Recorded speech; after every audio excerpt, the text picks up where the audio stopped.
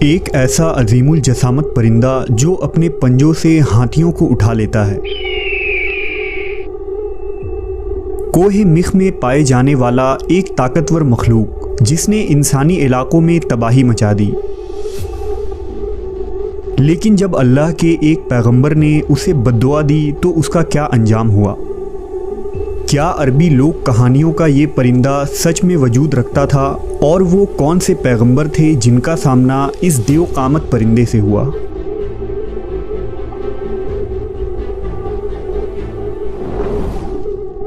ہماری اس خوبصورت دنیا میں نہ جانے کتنے حسین اور حیرت انگیز راز پوشیدہ ہیں، جس کی جھلک ہمیں قدیم اساطیری کتابوں میں جگہ بجگہ ملتی ہے۔ انسانی تاریخ میں کئی اقسام کے عجیب و غریب مخلوقات کی کہانیاں مشہور ہوئیں جن پر انسانی دماغ کا یقین کرنا مشکل ہے، لیکن وہیں ان کے متعلق معلومات ہمیں ان کی طرف کھینچ لے جاتی ہے۔ انہی مافوق الفطری مخلوق میں ایک نام عنقا کا ہے۔ عنقا قدیم زمانے میں وجود رکھنے والا ایک عجیب و غریب پرندہ تھا۔ اس پرندے کی پرواز بہت دور دراز تک ہوتی ہے۔ کہا جاتا ہے کہ عنقا سورج کے غروب ہونے کے مقام پر پایا جاتا تھا۔ جسامت کے اعتبار سے یہ سب سے بڑا پرندہ تھا، یہاں تک کہ یہ اپنے پنجوں کی مدد سے ہاتھیوں کو اس طرح اٹھا لیتا جیسے چیل چوہے کو اپنے پنجے سے اٹھا لیتی ہے۔ کہتے ہیں کہ جب عنقا ہوا میں پرواز کرتا تو اس کے پروں سے ایسی آوازیں نکلتی تھی جیسے بجلی گرج رہی ہو یا زور کا سیلاب بہہ رہا ہو۔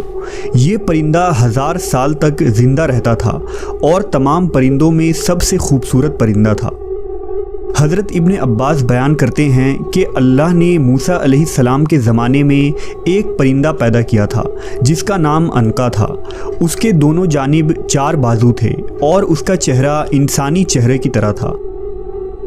اللہ نے حضرت موسیٰ علیہ السلام کی طرف وحی بھیجی کہ میں نے 2 عجیب و غریب پرندہ پیدا کیا ہے اور ان کا رزق وہ جانور ہیں جو بیت المقدس کے آس پاس پائے جاتے ہیں۔ پس پرندے کے اس جوڑے سے عنقا کی نسل آگے بڑھی۔ جب حضرت موسیٰ علیہ السلام کی وفات ہوئی تو یہ پرندہ یہاں سے اڑ گیا اور اس نے حجاز کی سرزمین کو اپنا مسکن بنایا۔ روایتوں کے مطابق اس زمانے میں عرب کے شمالی علاقوں میں اہل رس کی قوم آباد تھی۔ اہل رس کے علاقے میں ایک پہاڑ تھا جسے مخ کہا جاتا تھا۔ ان پہاڑوں میں کثرت سے جانور اور پرندے رہتے تھے جن میں عنقا پرندہ بھی شامل تھا۔ یہ پرندہ اس پہاڑ پر سال میں 1 مرتبہ ہی آتا تھا۔ یہ پرندہ دوسرے پرندوں کا شکار کیا کرتا تھا۔ ایک دفعہ عنقا کئی مہینوں تک بھوکا رہا کیونکہ اسے کھانے کے لیے کوئی پرندہ نہ مل سکا، لہٰذا وہ اپنی بھوک مٹانے کے لیے اہل رس کے علاقوں میں آ گیا اور بچے کو اٹھا لیا۔ کچھ دنوں بعد دوبارہ اس نے ایک لڑکی کو اٹھا کر لے گیا۔ اس زمانے میں اہل رس کی طرف ایک نبی مبعوث کیے گئے تھے جن کا نام حضرت حنظلہ بن صفوان علیہ السلام تھا۔ پس لوگوں نے حضرت حنظلہ علیہ السلام سے عنقا کے بارے میں شکایت کی۔ اس پر حضرت حنظلہ نے عنقا کے لیے بددعا کی۔ پس عنقا پر آسمانی بجلی گری جس کی وجہ سے وہ جل کر ہلاک ہو گیا اور پھر دوبارہ کبھی اس نسل کا کوئی پرندہ اس دنیا میں نہ دیکھا گیا۔ مفسرین نے لکھا کہ اہل رس کو اہل رس اس لیے کہتے ہیں کیونکہ وہ جس علاقے میں آباد تھے وہاں ایک کنواں تھا۔ یہ کنواں ان سے پہلے کی قوم یعنی قوم سمود نے کھدوائی تھی۔ اہل رس اسی کنویں سے پانی پیتے، اپنے مویشیوں کو سیراب کرتے اور کھیتی باڑی کیا کرتے، اس لیے انہیں اہل رس کہا جاتا تھا۔ ان لوگوں کا ایک بادشاہ تھا جس کا نام البس تھا۔ جب اس بادشاہ کی موت ہوئی تو شیطان اس قوم کو گمراہ کرنے کے لیے اس بادشاہ کے جسم میں داخل ہو گیا۔ اہل رس نے بادشاہ کے مردے جسم سے یہ آواز سنی کہ میں نہ کھاتا ہوں نہ مجھے موت آئے گی اور میں ہی تمہارا معبود ہوں۔ لہٰذا اہل رس کفر و شرک میں مبتلا ہو گئے اور بادشاہ کے اس مردے جسم کی عبادت کرنے لگے۔ پس اللہ نے ان کی طرف حضرت حنظلہ علیہ السلام کو بھیجا جن پر خواب میں وحی نازل ہوتی تھی۔ حضرت حنظلہ نے اہل رس کو بتایا کہ بادشاہ مر چکا ہے اور اس میں روح نہیں ہے بلکہ شیطان اس کے جسم کے اندر حلول کر گیا ہے تاکہ تمہیں گمراہ کرے، لہٰذا شرک سے توبہ کرو اور کسی کو بھی اللہ کا شریک نہ ٹھہراؤ۔ اہل رس حضرت حنظلہ کی باتیں سن کر آپ کے دشمن بن گئے، یہاں تک کہ ان لوگوں نے آپ کو شہید کر دیا اور اس کنویں میں پھینک دیا۔ लिहाजा इस कौम पर यह अजाब नाजिल हुआ कि अगले दिन वो कुआं खुश्क हो गया। कौम के लोग कई दिनों तक प्यास से बदहाल रहे, फसलें सूख गई और कुछ ही अरसे में तमाम लोग मर गए। दरिंदों ने वहां हमला करके तमाम लोगों की लाश को खा लिया और इस तरह अहले रस का ये सरसब्द शादाब इलाका एक वहशतनाक बयाबान में तब्दील हो गया। बाज़ मुफस्सरीन अनका को सिर्फ एक अफसानवी परिंदा करार देते हैं और ज़माने कदीम में इसके वजूद से इनकार कर देते हैं। वहीं दूसरी तरफ दुनिया के बहुत सारे असातीरों, लोक कहानियों और कल्चर्स में अनका का जिक्र मुख्तलिफ नामों के साथ मिलता है। कदीम मिस्र की तारीख में अनका को बेनू नाम से जाना जाता है, जिसकी फनकारी आज भी मिस्र के कदीम खंडरात में नज़र आती है।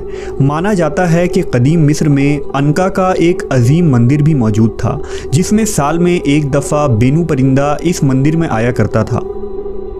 हिंदू मत में अनका से मिलता जुलता एक परिंदा गरुदा का जिक्र मिलता है, जिसे विष्णु देवता की सवारी माना गया है, जो इस कायनात में कहीं भी उड़ने की सलाहियत रखता है।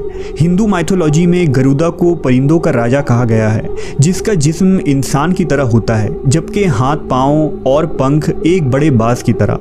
वहीं चीनी लोक कहानियों की बात करें तो अनका जैसा परिंदा कुआन है, जिसके बारे में चाइनीज़ कहानियों में माना गया है कि ये परिंदा निहायत ही सुरीली आवाज़ निकालता था और ये जिस शहर के ऊपर से गुजरता वहाँ खुशहाली आ जाती थी। इसी तरह यहूदी सहीफ़ों में ज़ीज़ नामी एक परिंदे का जिक्र है, जिसके बारे में कहा जाता है कि ये परिंदा जन्नत के ईडन गार्डन में रहने वाले जानदारों में एक था और आदम अलैहिस्सलाम के इस दुनिया में आने के बाद यहाँ भेजा गया। जबकि ग्रीक और रोमन माइथोलॉजी में ग्रिफिन नामी एक अजीम मखलूक का जिक्र मौजूद है, जिसका जिस्म शेर का और सर परिंदों की तरह होता है, जिसे किंग ऑफ द बीस्ट कहा गया है। कदीम यूनानी ग्रिफिन को दौलत और खुशहाली की निशानी करार देते थे। ग्रिफिन शुमाल के पहाड़ियों में रहा करता था, जहां यूनानियों के मुताबिक अपोलो देवता साल में एक मरतबा जाहिर हुआ करते थे और ग्रिफिन उनके खजानों की हिफाजत किया करता था। एक मशहूर मिथ के मुताबिक जब सिकंदर आज़म यानी अलेक्जेंडर द ग्रेट दुनिया फतह करने निकला तो इस तवील सफ़र के दौरान उसका सामना ग्रिफिन से हुआ, जिसे उसने पकड़कर कैद कर लिया। कहा जाता है कि सिकंदर उसके पीठ पर सवार होकर 7 दिनों के एक सफ़र पर भी रवाना हुआ था। इतने सारे तहजीबों और इलाकों में अनका के मुतालिक कहानियों, पेंटिंग्स और मूर्तियाँ इस बात की तरफ इशारा करती है कि ऐसे मखलूक कदीम ज़माने में वाक़तन वजूद रखते थे। लेकिन मसला ये है कि हम इंसान इस दुनिया में तब ही किसी बात पर यकीन कर पाते हैं जब हम उसे अपनी आंखों से देखें। यहाँ तक कि डायनासोर्स के वजूद को भी हम इंसानों ने तब माना जब हमें उसके बाक़यात मिले। लिहाजा मुमकिन हो कि मुस्तकबिल में हमें ऐसे बाक़यात या फॉसिल्स मिल जाएं जिससे ये बात साबित हो कि अनका का वजूद एक तारीख़ी हकीकत है।